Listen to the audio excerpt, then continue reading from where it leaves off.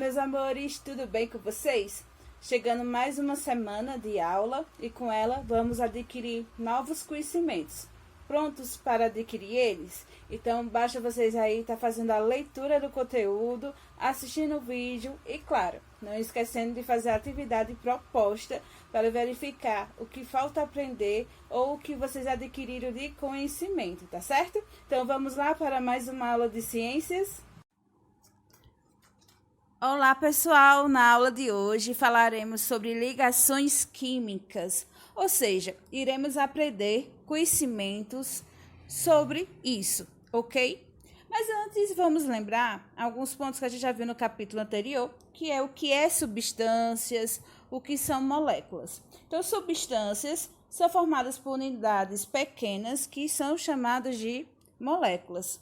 E as moléculas, elas são sempre representadas por fórmulas químicas. Por exemplo, da água é H2O e do oxigênio, o O2. Então, durante a nossa aula, a gente vai estar vendo esses símbolos, né, que fazem parte da representação da fórmula química, bem como a gente vai tentar entender o que são as ligações químicas, como ocorre, como também são distribuídos os elétrons de acordo com as suas camadas. Então, os átomos da maioria dos elementos químicos não aparecem na forma isolada na natureza. Eles combinam-se entre si a partir das ligações químicas. Esses átomos podem ligar a outros átomos do mesmo elemento, formando substâncias simples, ou de elementos químicos diferentes, formando as substâncias compostas. Não é comum encontrarmos o átomo de oxigênio isolado na natureza, porém encontramos várias substâncias que ele aparece ligado a outros átomos. Por exemplo, o gás oxigênio, cada molécula é formada por 2 átomos de oxigênio. Como possui apenas átomos do elemento oxigênio ligados, trata-se de uma substância que a gente classifica como substância simples. No próximo exemplo, temos a água, que cada molécula possui 2 átomos de hidrogênio ligados a um átomo de oxigênio. Por possuir 2 tipos de átomos diferentes, vai ser tratado aí como uma substância composta. E aqui na imagem a gente vê, como citado, que o elemento, o gás oxigênio, na verdade o elemento oxigênio, ele se encontra bastante ligado a outros átomos na natureza. E a gente tem ele ligado, por exemplo, o hidrogênio formando a água, a gente tem ele também ligado ao hidrogênio, mas em quantidade diferente, e por isso forma água oxigenada. Temos também ligado ao carbono, que vai formar o dióxido de carbono, assim como o carbono e ao hidrogênio, que vai formar um tipo de açúcar, que é a sacarose. Então, a combinação entre o oxigênio com outros átomos vão formar aí substâncias diferentes. Então, o que a gente pode entender para esse início de conversa? Que as ligações químicas vão formar substâncias. E essas substâncias podem ser diferentes de acordo com a sua composição. Por exemplo, aí a gente tem, de acordo com o oxigênio, juntamente com outros elementos químicos, outros átomos de elementos químicos que vão formar aí substâncias distintas. E aqui a gente vai observar o elemento químico ferro. A gente vai observar como vai ocorrer sua distribuição, tá certo? Mas para vocês poderem observar direitinho, a gente vai ver aí as camadas, né? K, L, M, N, O, P, Q e o número de elétrons que comporta em cada camada referente aos elétrons nessas camadas, o quanto ela suporta diante da distribuição em si. O elemento químico ferro, ele tem um número de 26 elétrons, que a gente vai fazer a distribuição a partir do diagrama. Eu vou explicar para vocês o diagrama de Linus Pauling, né? que é um grande cientista. Esse diagrama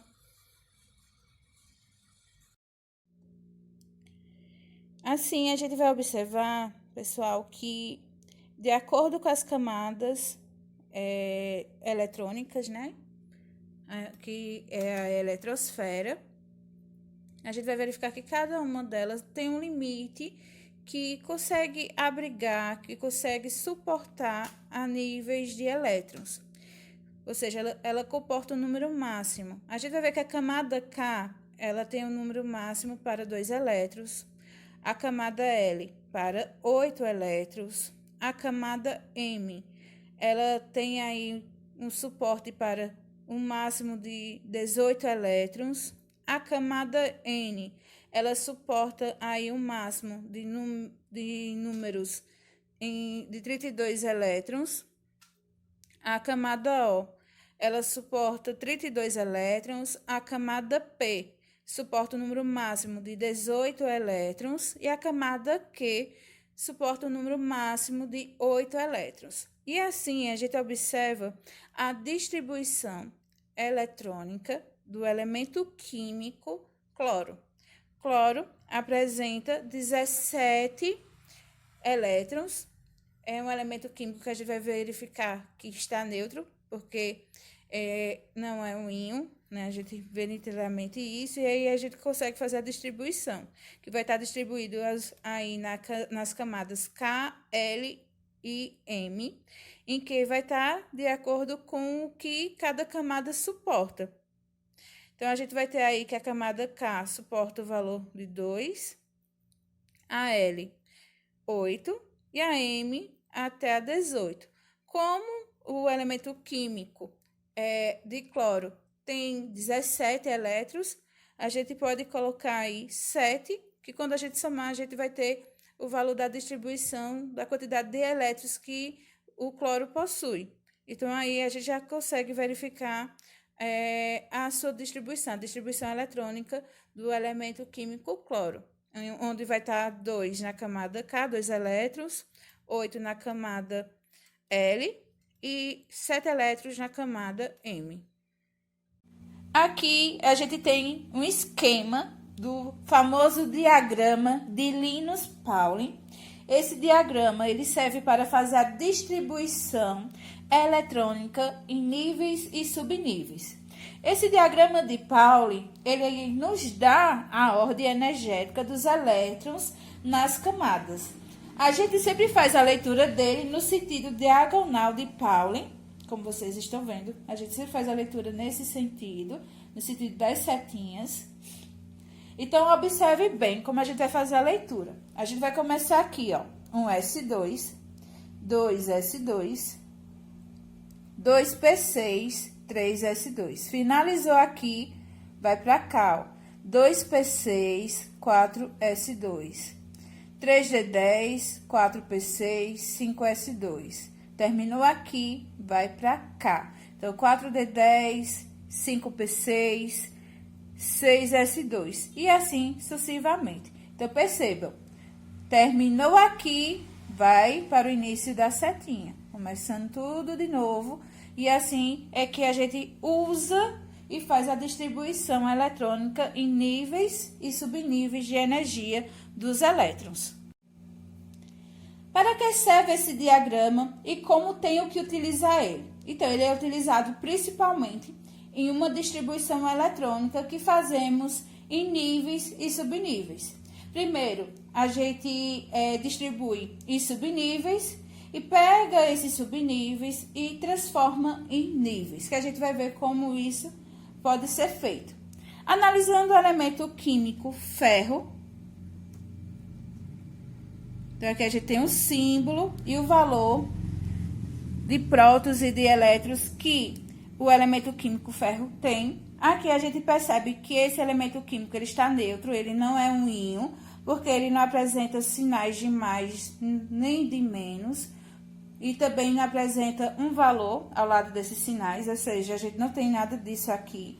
Então, aqui a gente tem o valor de elétrons e de prótons sendo 26. Então, o elemento químico de ferro está neutro. E a partir disso, a gente vai fazer aí a distribuição dos elétrons, né? Já que a gente está falando em distribuição eletrônica, a gente vai estar distribuindo os elétrons. Então, aqui a gente vai verificar o diagrama de Linus-Pauling, como vocês estão vendo, somando os expoentes que estão aí no diagrama. Então, como a gente vai fazer aí? Primeiro, a gente vai começar com um S2, tá? Depois, vamos para 2S2. Seguimos para 2P6. Podemos parar aqui? Não. Por quê? Porque a gente for somar os expoentes, a gente só tem 10. Falta 16. Então, vamos seguindo. 3S2, 2P6, 3P6, não é isso? 3P6, isso, professora, 3P6. Depois de 3P6, vamos para 4S2 e, por fim, 3D10. Por que por fim? Porque aqui a gente encerra a nossa distribuição eletrônica, mas a gente não pode colocar 10, porque se a gente colocar 10, o valor vai ultrapassar o valor de elétrons que a gente tem para distribuir. Então, a gente só vai colocar o 6, que é o que falta na nossa distribuição eletrônica para o elemento químico ferro. E a partir daí, a gente pode pegar esses subníveis do elemento químico ferro e passar para níveis. E eu vou mostrar agora para vocês como é que a gente faz. Vocês vão observar que à frente do valor 1 vai estar a camada K. Na frente dos valores 2 vai estar a camada L. À frente dos valores 3, né, dos valores de número 3, vai estar a camada M. E à frente do valor 4, vai estar a camada N. Dessa maneira, a gente agora vai fazer apenas a soma dos elétrons que a gente conseguiu distribuir. Então, K tem quantos elétrons? 2. L tem quantos elétrons? 8. M tem quantos elétrons? 14. E N vai ter 2. Então, essa é a nossa distribuição eletrônica para o elemento químico ferro. Então, diante das camadas K, L, M, N, O, P e Q, N tem que estar com o valor 2 diante da nossa distribuição a partir dos subníveis de energia.